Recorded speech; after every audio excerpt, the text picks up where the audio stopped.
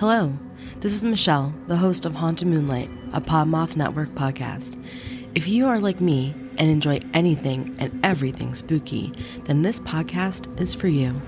New episodes drop every Sunday and are available on Spotify, Apple Podcasts, Amazon Music, Audible, and iHeartRadio. Can't wait to keep it spooky with you.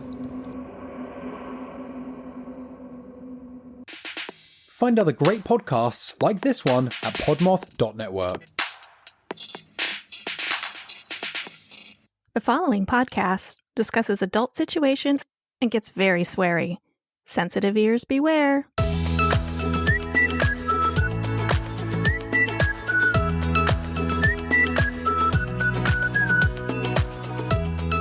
You're listening to the Fuck My Work Life podcast, where the work stories are real, the laughs are contagious, and all of us can agree that work sucks.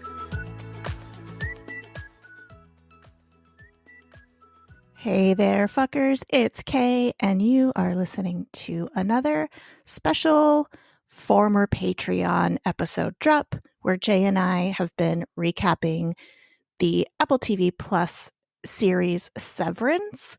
If you haven't watched it, highly recommend it. It's trippy sci-fi based around work.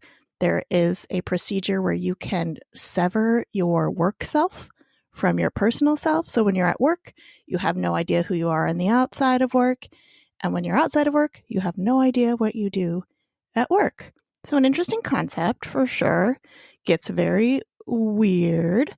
We have released the previous 3 episodes in the series, so go back and catch up on those if you haven't already. This one is episode 4, titled The You Are. And this show's a trip. But we wanted to keep releasing some stuff while we're on break in between seasons. And if you're listening and you've got a great work story that you'd like to share, or just a great fuck my life story that you want to share, send it our way. You can email us at fmwlpod@gmail.com, or hit us up, send us an email saying you want to come on as a guest. So we'd love to hear your stories. Can't wait for our next season, but while we're taking a break, enjoy Severance episode 4, The You Are. Bye, fuckers. Welcome back, patron fuckers, to another recap episode of the Apple TV Plus TV show Severance. We are on episode 4. Welcome back, patron fuckers. Patron fuckers. So we've got episode 4 for you today. I know it's been a minute since we did episode 3. It's been a little bit. But life happens.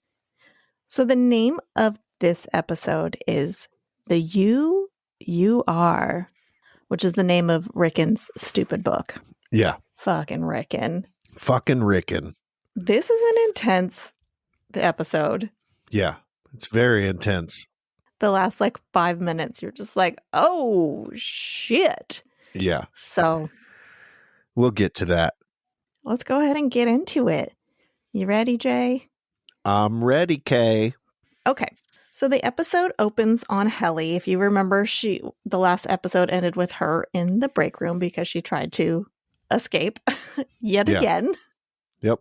So we open back up and she is in the break room reading the compunction statement, and she looks wrecked. Her mascara is bleeding down her face. The wound on her arm is just bleeding through the bandages. There's blood on the table. She does not look good. No. And Middle Dick, is looking at her just fucking dead-eyed through the lit-up compunction statement. And he says, again, I'm afraid you still don't mean it. And he looks up at the clock on the wall, and it says it clicks to 7:15. So he stops the recording, which shows a count of 259. So she's already gone through it 259 times. Yeah, she's gone through it 259. But the count, the clock on the wall actually reads 17:15, which is 5:15. Oh, okay. They go military time there. Yeah, they do military time. I missed the one. I was wondering, I was 7:15, that's kind of late. That's kind of late, okay. Yeah. Okay, so it's, all right, so 17:15. So he takes out the tape, puts it in his little pocket, and says they'll try again in the morning. And he's walking her to the elevator. She gets on, and he stands in front of it, and she's watching him as the doors close. And he says, "See you tomorrow, Helly." The doors close. We hear the like, boom, the like Yeah. severed whatever turning off and on. The severed whatever. Yeah. Then the elevator doors open, and he's standing in the exact same spot. I don't think he's a human. He's a fucking robot. He is a fucking robot. I was going to say, in one of the earlier episodes, Petey says, it's either on one of his notes or he says something in passing to Mark that, like, there are people that don't leave the severed floor. Mm-hmm. He's got to be a fucking robot. Like, when does he sleep or eat? Like, he did not leave that spot. Yeah, he has to be. And I don't know. I don't think there's been an episode where we've seen him outside of the office. He's always in the office. Yeah. And like even like later on in this episode, we'll get to it, but there was a big like there was a scene. I mean, maybe it wasn't a big scene, but for me, I was just like, that motherfucker never leaves. I don't think he ever leaves. No, he doesn't. I'm pretty sure he's a robot. Me too. Or a demon. I don't know, either one. There's very religious vibes in this show. So robot or demon. Or demon robot. Or demon robot, yeah. Okay, so he's standing there when the doors open again. And, you know, she looks refreshed. Her makeup's done. Her hair's done. She's in a different change of clothes. And she, like, looks down at herself and says, fuck me. She's there again. Yep. So they're back in the break room. It's 9:08, and she looks at him and she's like, I read it 300 times yesterday. And he corrects her and says, 259 again now. And now there's this like muffled voice in the background, just this like, I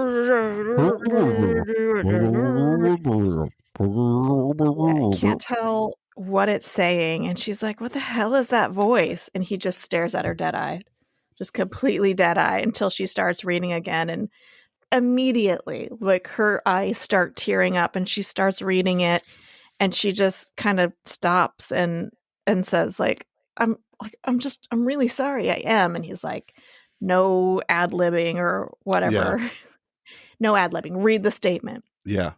The shot changes to the hallway leading to the break room, and it like slowly pans away from it as we hear that just weird muffled voice. Yeah. And then we get our opening credits, which we always skip through.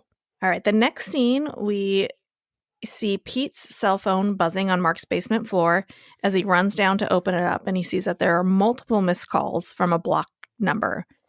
He takes it and he buries it in a box under a bunch of blankets. Like, what? What is that going to do?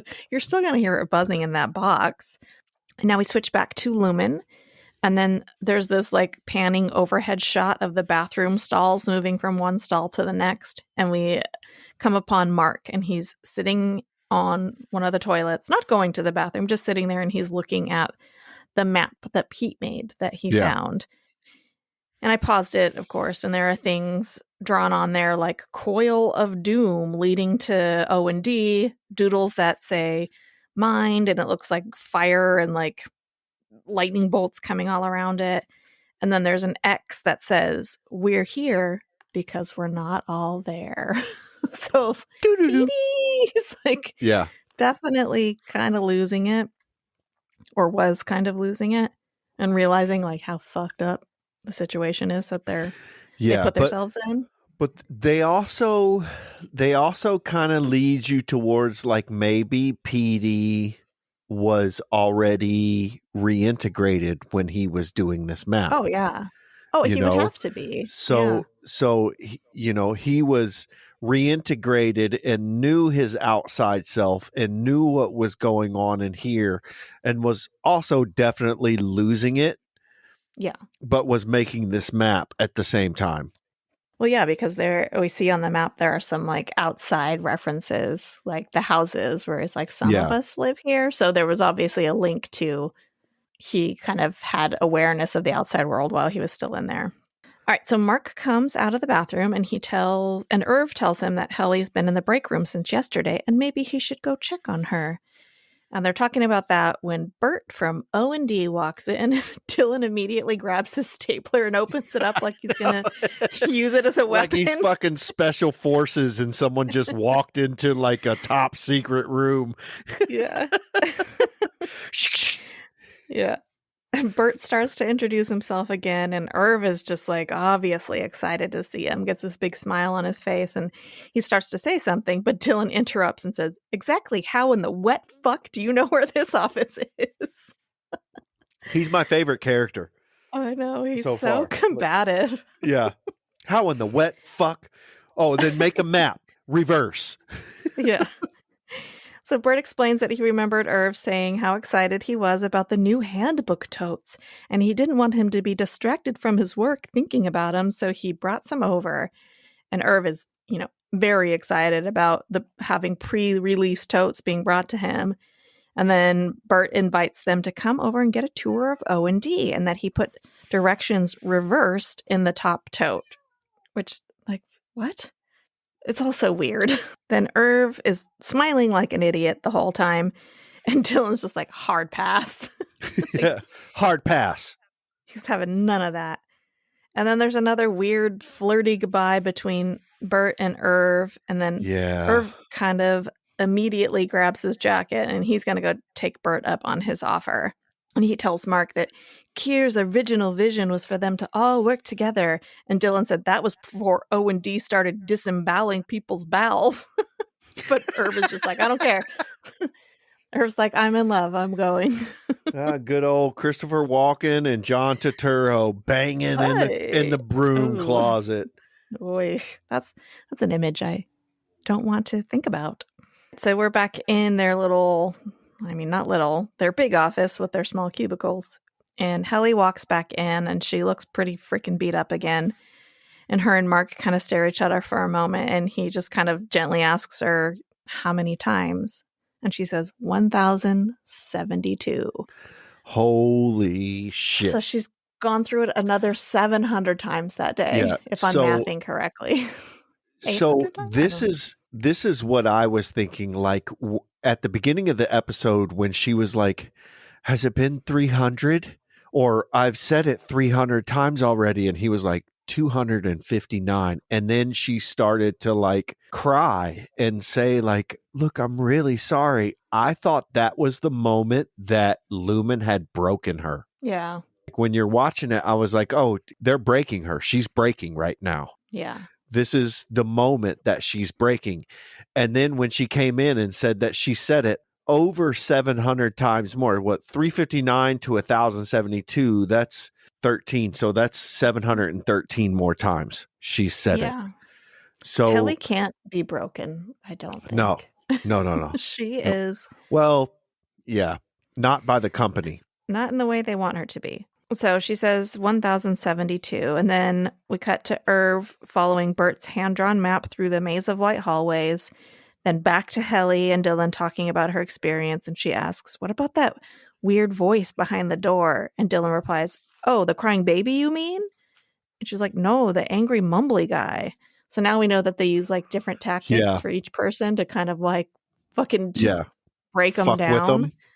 Yeah. Oh, the baby crying would get me immediately. I'd be broken. I'd be like, shut that fucking thing up. I feel like, what's his name? Bert? Which one? The O&D guy? My favorite character? Dylan. Yeah. I feel like Dylan is like, I feel like a baby crying would fucking break him. Yeah. They felt that way too, obviously. Yeah. So they're using different forms of psychological torture for each person.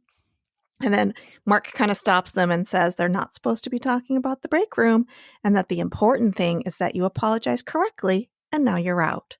Dylan tells her to try to trick the system by imagining something you're really sorry about. He imagined his Audi making love to MILFs, but he pities their husbands. I know. I hope we get some sort of insight into what Dylan's Audi is like. I'm so curious. I know.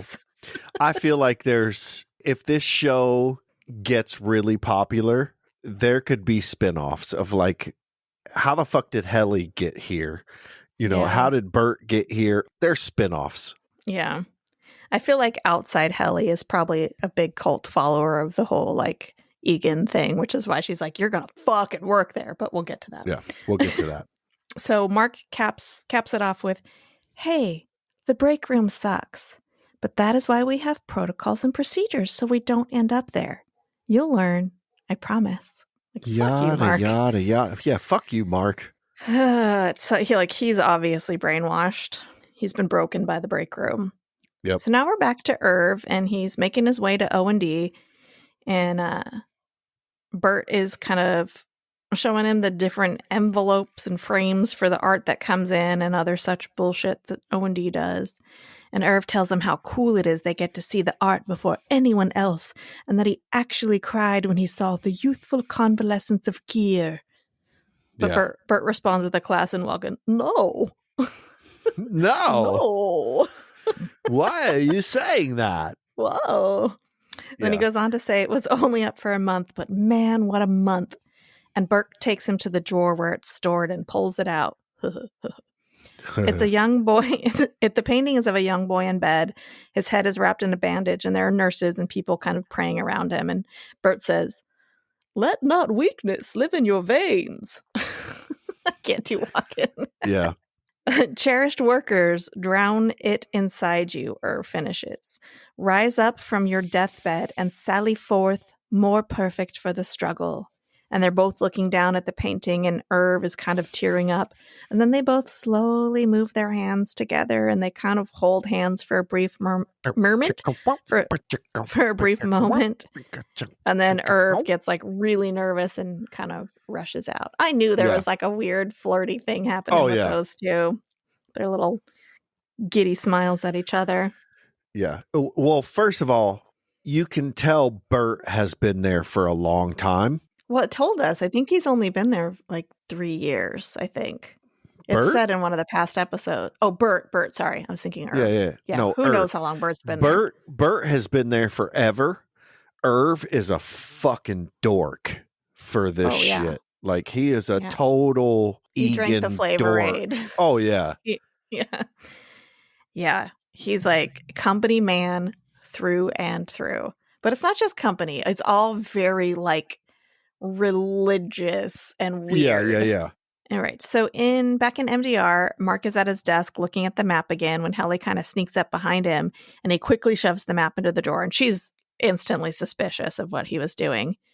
And then we're back to Irv walking back through the hallways, and then he walks past the conference room that Middledick was in the last episode, and he kind of stops, and you can see a weird look on his face, and he turns around and he goes back in, and he has discovered Rickon's book, which Middledick left there when Helly tried to break out and he ran out of there. So Irv looks completely terrified, and he's like looking around to see if anyone's watching. And then we cut back. There's a lot of back and forth cuts in this episode. So we're back to MDR, and Mark must have stepped away from his desk or something, because Helly went over there and pulled the map out of his top drawer. And then Dylan sees it, and they're all kind of like, what's this? And Mark explains that he found it and thinks that it's Petey's. And Dylan says he can't believe Petey was a mapper. And then Helly asks why they aren't allowed to map the office, and Mark tells her it's an Egan rule. Render not my creation in miniature. And Helly, like, understandably asks why. Like, why? Yeah. Like, you guys follow all of these fucking rules, but why? Yeah. Like, there's no reasoning behind them. I love Helly. And I know, she's the best. So they're trying to make sense of it. And then Helly thinks Petey was trying to tell Mark something, but he says they're just random doodles. So she tells him to go lick a boot. And they kind of start to fight. Go lick a boot. Go lick a boot, Mark. They start to fight, and she tells him he's more loyal to this place than he is to his friend. And he said he's loyal to how it was before she showed up, and they could work and have fun without the office imploding. And Helly says, the work is bullshit. Mark says, the work is mysterious and important, and we deal with the uncertainty it brings us in the way that Keir would have wanted, together as a family. And Helly says, I could not, with the razor to my throat, be less interested in being your family. Your best friend left this for you, and you don't give a shit. And he says, "You're right. I don't give a shit." And he puts the map in the shredder and tells her they can get back to work now. And then Irv runs in at that moment and says, "Mark, it's an emergency." Mark. Mark. He has like a weird He does. affect to his voice. It's almost like he wants to be English, but he's not. He's just trying to be real proper. So now they're back in the conference room, and Mark, Dylan, and Irv are all standing over Rickon's book, which is sitting on one of the chairs. And Irv said he was going to tell Middledick, but didn't want to break the chain of command. And then we learn that no books are allowed inside Lumen, only the handbook. And Mark opens it up and sees his name and the note from Rickon, and they all freak out, thinking it's a test or another message from Petey. Mark says he's turning into Middledick. And then back in MDR, Helly's all alone, and we just see this like kind of long shot of her just staring at something. Yeah. And we don't know what. It's like 5 to 10 seconds, and she's just like creepily staring. As soon as the scene opened, I was like, fucking creepy. Yeah. But also, I just want to interject here, lest all the millions and millions of people listening to us now don't watch the show. The book that is on the chair, the title of it is The You Are, which is the title of the episode. I said that in the beginning. Yeah, but they didn't know that that's the book on the chair. They just Gotcha. They just heard that it was Rickon's book. Yeah. Okay. So we got this shot of Helly just kind of staring across the office, and then she gets up and she walks over to the copy machine, and she kind of opens the bottom of the copy machine. And I didn't realize what it was at first when she's staring at it. I'm like, what the fuck is she looking at? But we find out soon enough. But first we cut back to all three men who walk back into the office and find her missing. And they're like, Helly? And then we cut back to Helly, and she is barging into Cobell's office, and she has a paper cutter with her hand in it, demanding a video camera, saying she wants to tape a resignation to her Audi right fucking now, or she'll have to explain to her why she's missing 4 fingers. And she like looks at Cobell right in the eye, and Cobell like doesn't flinch. She doesn't have any reaction other than just staring. And she says, "Is your name Miss Cobell? Do I look like I'm fucking around?" They just kind of stare at each other, and she's like, "No, you do not." And then Mark kind of runs in, and Cobell's just kind of wearily says, "Hi, Mark. I'm catching up with your trainee." And then she tells Middledick to get the camera. So now they're all in a room, and Helly records her message to her Audi, and now they're all walking to the elevator, like Middledick, Cobell, Dylan, Irv, Mark, Helly. They're all walking her to the elevator. And before she gets on, she turns to Mark and says, "Well, boss, I guess this is the part where I tell you to go to hell, but you're already here." And then she walks into the elevator. She turns around. She looks at Middledick and said, "I was never sorry." Then the doors close, and she looks down at the DVD that she recorded in her hand, and she's got like a white sleeve on. And then we hear that like, boo, and it kind of fades to black for a second. It comes back up, and she looks down again, and now there's a blue DVD sleeve in her hand. The doors open, and everyone is standing in the exact same place again. So I guess she just went out and immediately got a response and came back. Like, how long were they standing there? No, she couldn't have. She couldn't have. I'm guessing that because she was in the same clothes too, so it wasn't like a whole day. So they stagger them when they come into the office and when they go out of the office. So I'm guessing they staggered them. This is just my thoughts of how it happened. So she left and she took the thing home, and her Audi saw it. I don't think they'd let her leave Lumen with that. Do you? They probably, because she was in the same clothes. Like, she didn't change clothes. It wasn't a new day. Yeah, it wasn't. Well, I guess because as soon as she leaves, she's her Audi, right? So they probably just took her right into a room.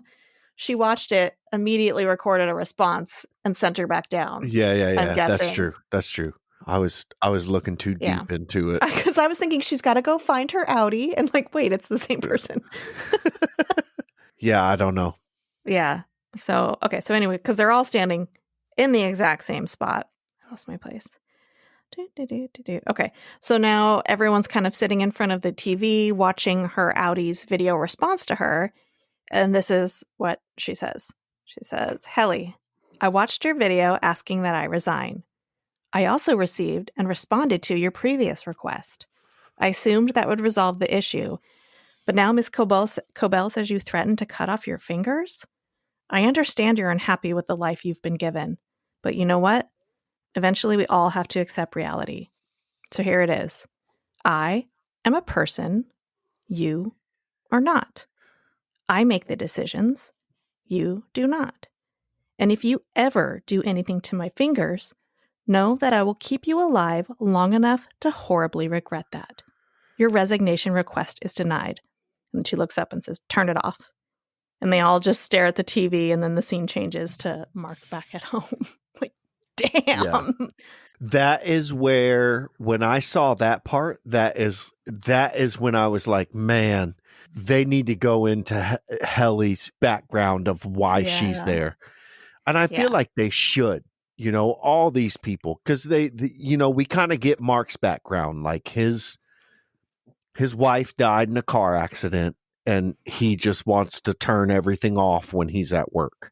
Yeah. Basically to be able to pay the bills. Yeah. And I want to know why Helly is so unhappy when she's at work and her Audi is like, fuck you, you're going. Yeah. I think because it seemed like the episode where we saw a little bit of her background, like the day she got severed, they seemed all up in her ass, like, oh, we're so excited you're here. So I'm wondering if she's like a hugely scientific mind, and she's just like way into this. Yeah. I don't even want to call it an experiment because they're doing it, but she's way into this process for scientific reasons or something, which is why she's just like, you're fucking staying in there. But yeah, I don't know. I hope we find out. Or she's like a star or something, like she's famous and everything went south. I don't know. I'm making shit up as I go. In a world with so many movies to choose from, one hero will rise. The Movie Wire Podcast with host Justin Henson. Tune in wherever you listen to podcasts. All right, so we're back at Mark's house, and he's on the phone with his sister looking at a website for birthing cabins or some weird Rickon shit. And he's like, how much of this was Rickon's idea? 300% or 400%? Yeah, that was good. And then his phone gets an alert, and a news article pops up that reads, severed lumen worker dies after collapsing from unknown ailment. And it's a picture of Petey, and he looks a little shook. And then we can still hear Petey's phone buzzing down in the basement, which is like all the way down in the basement in a box covered by blankets, but he can still hear it buzzing. It's like the telltale heart. So now we're back at Lumen, and is it Grainer? Grainer walks into Cobell's office and asks if she's heard from the board. She says no, and Grainer kind of looks at her and says, it wasn't your fault, and the board will understand.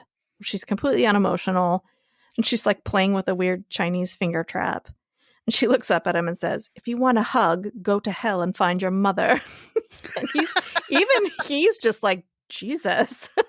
And she says, if Petey reintegrated, they have to get his chip. And he tells her his remains are scheduled to be cremated after his funeral on Sunday. And then they stare at each other, and he walks out. And then we get like this slow zoom on Cobell, and she starts whispering to herself, vision, verve, wit, cheer, humility, benevolence, nimbleness, probity. And then she picks up a framed picture, and I don't know if it's like one of the Egans or something, and then she just says Wiles. Wiles. Wiles. And it's so fucking weird. Like all of it is so weird. And that made me think, like, how long has she been there? She's reciting these, like they're kind of like mission statement kind of shit. Yeah. You know, she's reciting this, and then she looks at a picture that is like an old school picture. It looks like a dude from the Civil War. Yeah.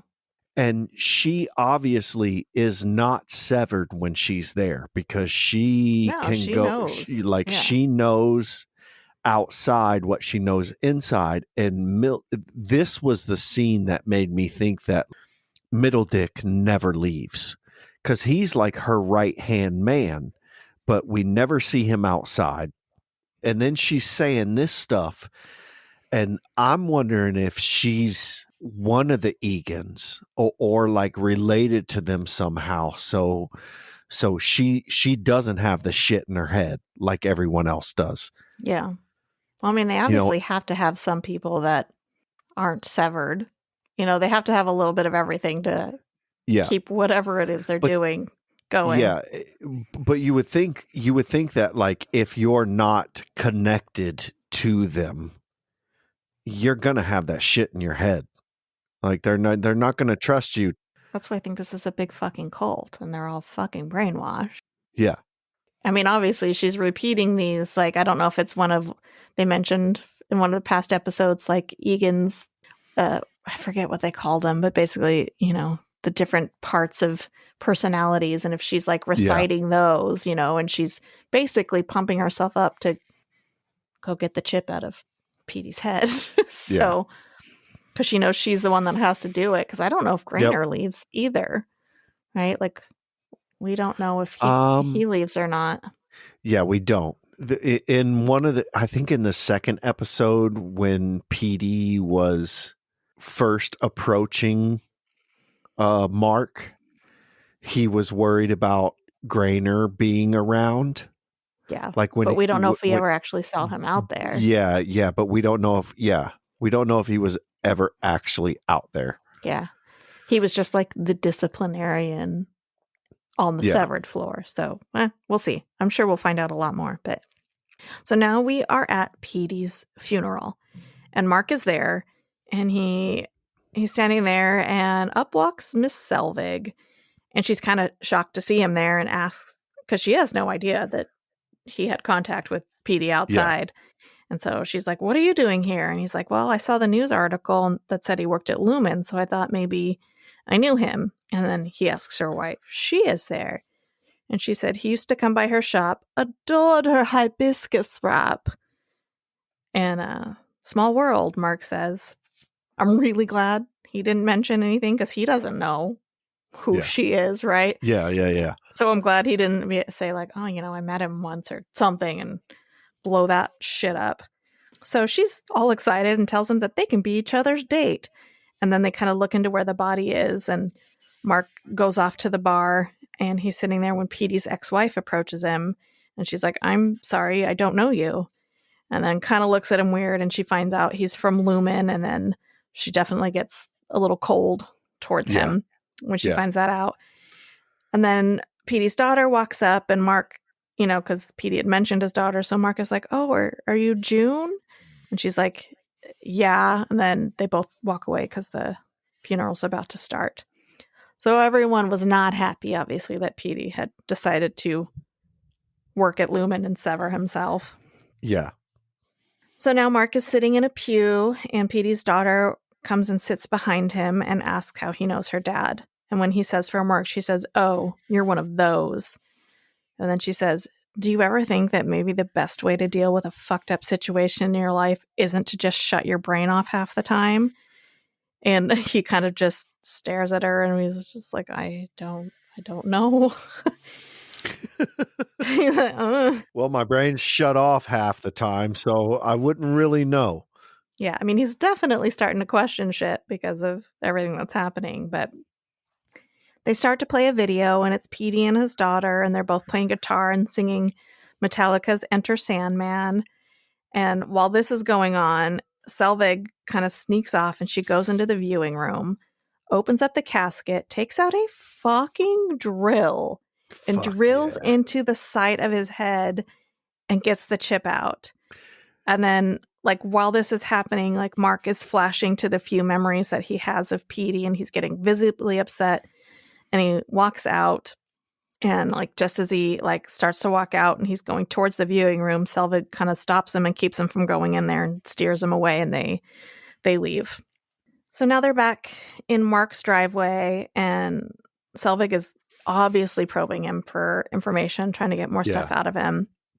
You know, like, oh, why'd you leave? Was the funeral just too sad? And he was like, yeah, something like that. And they part ways. He goes to unlock his door and then changes his mind and gets back in his car, and he's driving out, and he gets to this tree, and he gets out of the car, climbs over the railing on the side of the road, which looks kind of bent and broken. Yeah. And he just walks up to the tree and touches it and just starts like smiling and sobbing. So I'm guessing this is where his wife had her accident and passed away. Yeah. So now we're back at Lumen, and Cobell slides a plastic bag with Petey's chip across her desk to Middle Dick. And he just kind of looks at it and he says, so that's Petey. And she says, that's Petey. And he looks a little shocked, and he starts to ask how she got it, but she interrupts and tells him to take it to diagnostics. Then there's a knock on her door, and the weird wellness lady, Miss Casey, walks in. And Cobell has requested a special wellness session for Mark. It's weird because she seems to kind of care for him in a very weird way. Yeah. But in a cold way. Like, it makes me wonder. Obviously, I think there's a connection between Cobell, Selvig, and Mark. I feel like she probably knew his wife or something. Yes. I feel like there's some connection there before. Yeah. And I hope this goes more than one season, because goddamn, they have a lot of shit to explain. And if it's one of those shows where it just fucking ends, and like nothing is ever explained, that's going to really fucking suck. Yeah. All right. We are back at Lumen, and Bert is in the hallway dusting off a painting. And it's kind of weird because I feel like every hallway shot we've seen with them like walking around and running down hallways, there's never been art on the wall. There's been some in that waiting room, but in the hallways there was never art. But now he's hanging up some art in the hallways. And Irv walks up and says, Kier invites you to drink of his water, because the painting is hanging over a drinking fountain. And Irv isn't a fan of this painting, and Bert says it makes him nervous. So the painting is Kier on top of a mountain, kind of like on the edge of a cliff, looking across this beautiful valley, and there's a lake. Yeah. It's almost like he's looking over the Grand Canyon. Yeah, a little bit. Yeah. And Bert says it makes him nervous because he could slip. And it's like, it's a fucking painting, you weirdos. And then he goes on to say it was a thrill to have someone from MDR come visit and show such an interest, and he's sorry if he embarrassed himself. And Irv kind of looks at him and says that he didn't, and joins him to hang the rest of his paintings. Which, like, I think this is very out of character for Irv, too, because he's skipping a lot of work to hang out with Bert.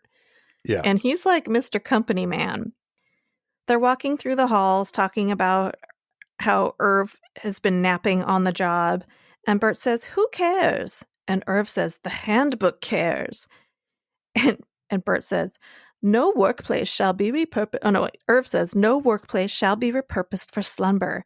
And Bert tells him he's more of a first edition guy.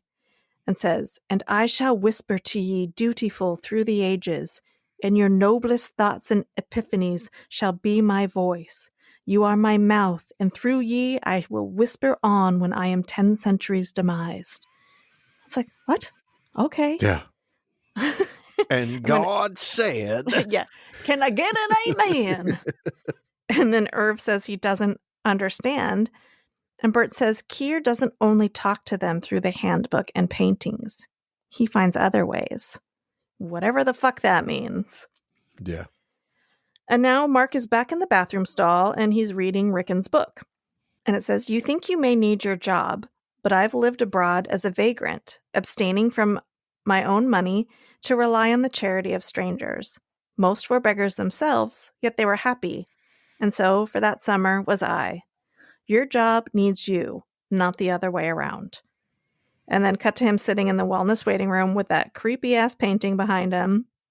And then it cuts back to MDR, and Helly stands up and looks over the cubicle to Dylan and says she's going to go. And he says he's going to stay until the bell because he's going to crush this thing tonight. And she kind of sadly says, I hope you do, and stares at him for a minute, but he doesn't even look up. He's like way into his work. So then we see her walking down the hallway, and it kind of pans down to her hands, and she's got a rope or an extension cord or something in her hand. And then we cut back to Dylan getting up and walking over to Mark's desk. Then back to Helly, and she grabs a trash can from the hallway. Then Dylan is looking through Mark's files and finds Rickon's book and starts looking through it. And then Mark is sitting in the wellness room, and Miss Casey asks him if he would like to sculpt his feelings out of clay.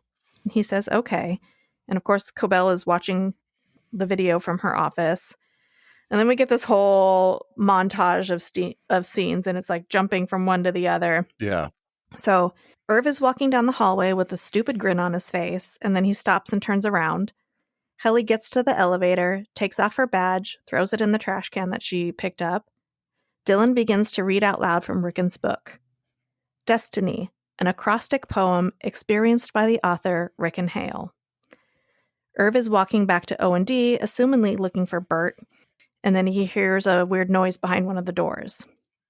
D is for dreaming, the start of it all. Mark is starting to sculpt something. E is for energy, breaking down walls. The elevator doors open, Helly grabs the trash can and walks in. S is for stewardship, of home and earth. Irv opens the door and sees this huge room with a bunch of people looking at this rows of weird kiosk-looking machines, just like hidden behind the O&D. T is for terror, which gives us more worth. Mark's sculpture is starting to look like a tree. Helly takes the grates off the top of the elevator and tests the strength of the bar in between them. I is for eyes, which observe us with love, until N, meaning newness, rains down from above. Irv is hurrying out of O&D, looking a little frightened. Helly is standing on the trash can, anchoring the rope to the top of the elevator. And why? That's a question we'd need now ponder. Cobell sees that Mark has recreated the tree where his wife was killed. For destiny, friends shall deliver all yonder. Flashback to earlier in the day when Mark pops up over Helly's desk and says, "Hey, how are you?" She replies calmly and kind of peacefully, "Good." He tells her it seems like you're getting the hang of stuff around here. Getting the hang of stuff around here. She just smiles, then cut to her putting a noose around her neck and kicking the trash can out from under herself. And that is the end of the fucking episode. I know. It is intense. Yeah, it's really intense. Fuck. I feel like the next episode, someone rushes in because they're being watched all the time. Like someone's going to rush in and save her, right? They have to. She can't be dead. I know. She can't be. She's such a huge part of it. And we're like only 4 episodes in. She's the she's the Hellraiser. She goes against the grain of the company that they can't kill her off. Yeah. Or it's just like this. She's the catalyst for everything fucking imploding there. But it'd be real sad if the rest of the episodes don't have her because she's my favorite. She's just such a, she's just such a badass. Love her. Yeah. Oh, she's a Hellraiser. She's a Helly the Hellraiser. She's a rebel. Wait, isn't she Helly R? Is her last initial R? I can't remember. I think so. Yeah. Helly R. Helly Razor. She's the Helly Razor. So yeah, I'm very excited to see what happens in the next episode. Do you have any predictions or anything? I don't. I don't even want to try and predict what happens in the next episode, but I'm probably going to watch it because I'm doing the synopsis of of the next episode. I'm doing it and I'm taking the notes. So yeah, I'm probably going to watch it a couple times. You have to. There's always so much going on. Yeah. I know it's so hard to predict where the fuck this is going to go, but I'm pretty sure like this kind of episode is the catalyst for just shit hitting the fan, because obviously Mark is showing some sort of connection to his Audi if he's sculpting the tree where his wife was killed, right? And Cobell's watching this. Irv is having a very bad relation. I mean, I'm sure it's bad to them because they're weird. You know, he's not working. He's spending all his time flirting with the O&D guy, and he's just discovered something which he clearly probably should not have discovered. So interested to see what happens. Yeah, it should get pretty good. I feel like it's gonna get dark though. Oh, I feel like this. Dark. It's already dark, but I feel like this show is just gonna dive into the depths of darkness in people's mind. Definitely. Let's go watch the next episode now. I know. I'm excited to watch it. All right, everybody. Thanks for being patrons. Thanks for listening. We'd love to hear your thoughts. I think you can post your thoughts in that Patreon page. Absolutely. Post your thoughts. I want to hear what the other 3 people or 2 now are thinking is going to happen. Yeah, but no spoilers because we're not watching ahead. So just up through through episode 4. Yeah, don't spoil it. Thanks, patron fuckers. Bye. Bye, patron fuckers. Thanks for listening to the Fuck My Work Life podcast. If you're enjoying the show, please consider rating us on your favorite podcast platform. We'd love to hear your workplace stories, so send them our way to fmwlpod@gmail.com or leave us a message at 310-818-3273. For more fun content, follow us on TikTok, Threads, and Instagram at fmwlpod. You can also chat with us and your fellow fuckers on our Discord channel. You can find all our links in the show notes. Until next time, bye fuckers.